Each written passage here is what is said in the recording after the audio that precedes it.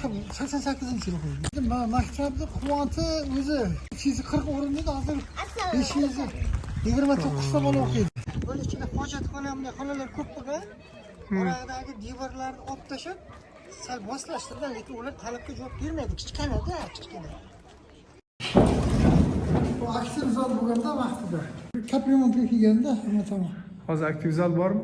Yo'qda, aktiv zal yo'q.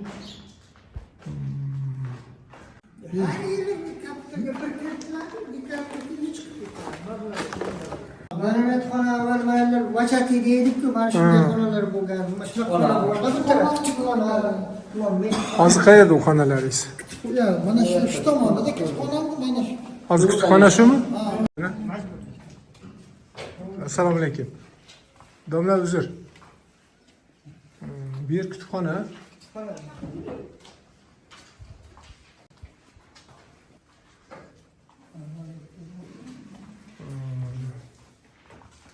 Domla assalomu alaykum. Assalomu alaykum.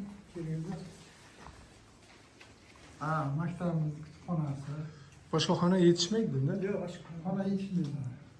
Tushundim. Issiqlik ishlaydimi, ishlamaydi? Yo'q, issiqlik sistemasi ishlamaydi bu tomonda. Ishlamaydi.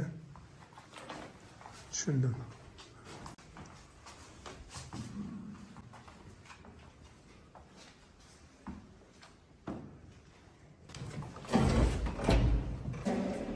O'ylanib masjid xonalar, partiyalar diskussiyalar,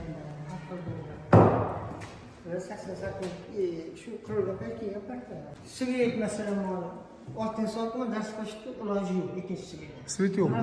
Montaj yo'q, montaj. Hozir kompyuterxona ko'rsataman sizlarga. Svet yonadimi? Shu xonada bugun o'chiryapti-da. Mana bu yerda markazlari bor-ku.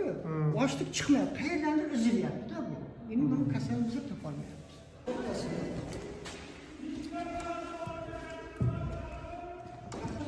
Qancha yoqimli, foydasi yo'q.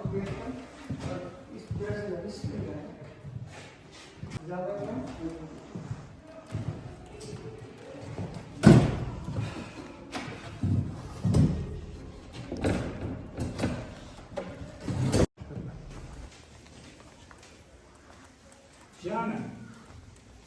Hayırlı. Cami kaçıydı?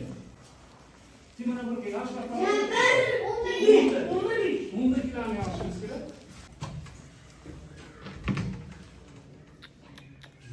Kim çalıştın? Singanman. Cami içteydi.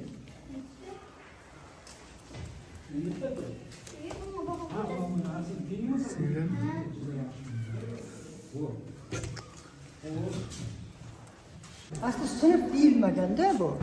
Hojatxona, bunday bo'lak xonalar bo'lgan, xona yetishmagan bo'lib so'lib o'qitamiz-da bu yerda. Mehnat, informatika masalan bo'linadi-ku. Chet tillar, ingliz tili, mana proyektlar bilan bo'linadi. 10-12 ta bola o'tiradi bu yerda, u sinfga imkoniyati yo'q. Yana qaysi sinfxonalar bor? Shu hammasi shunday. Bu maktabga ishga kelganim 2017-yilda kelganman. Maktab kelgan vaqtimda ham xuddi shunday edi, ya'ni remont talab edi. Haqiqatan ham hozirgi davrga kelib qishloq shahar deydigan gaplar qolmadi. Qishloq bolalarini ham sharoitli joyda o'qishga haqqi bor. Mana o'zingiz ko'zingiz bilan ko'rgan holatni, iltimos, siz bizni nomimizdan holatni 100% oqizmay, tomizmay yetkazib berasiz yuqori vazirlikka, ta'lim vazirligiga bizni nomimizdan yetkazib berasiz degan umiddamiz. Iltimos, xalq nomidan, xalq bolalar nomidan. Tim qishlog'idagi simyog'och. Bu simyog'ochimizni elektr liniyasi ushlab turibdi. So'raylikchi mana xonadondan, bu qachondan buyon shunday ahvolda ekan? 10 yillardan ham oshib ketdi. Bunday bo'ladi-da, mana qizlardan shamol bor-ku. G'ichir bunday qiladi, mana o'ynaydi. Keyin shu paytda qo'rqaman-da. Mana o'ynab ketadi. Nima deyishyapti ular? Qilamiz deydi, berilgan deydi, u deydi, bu deydi shida. Aynan bitta shunday.